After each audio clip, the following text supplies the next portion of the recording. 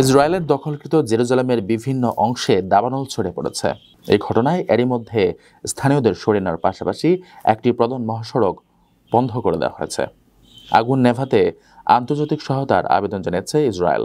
বার্তা সংস্থা রয়টার্সের প্রতিবেদনে বলা হয়, বুধবার জেরুজালেমের উপকণ্ঠে অবস্থিত অ্যাশতাউল বনে বিশাল দাবানলের সৃষ্টি হয়। এক সপ্তাহের মধ্যে এটি দাবানলের দ্বিতীয় ঘটনা।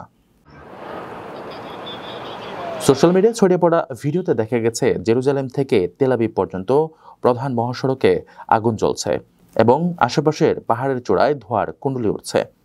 এ সময় অনেক মানুষ তাদের গাড়ি ফেলে পালিয়ে যাচ্ছেন। কর্মকর্তারা এই দাবানলকে ইসরায়েলের ইতিহাসের সবচেয়ে বড় প্রাকৃতিক অগ্নিকাণ্ড বলে অভিহিত করেছেন।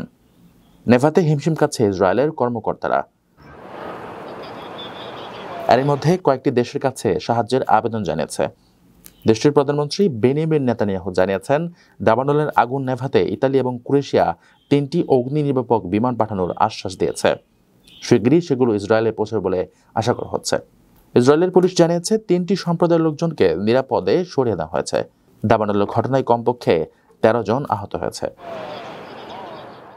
রেমিটেন্স যোদ্ধাদের ঢাকায় বিশেষ ছাড়ে রেডি ফ্ল্যাট দিচ্ছে শতভাগ বিশ্বস্ত ও নির্ভরযোগ্য প্রতিষ্ঠান প্রবাসীর সিটি।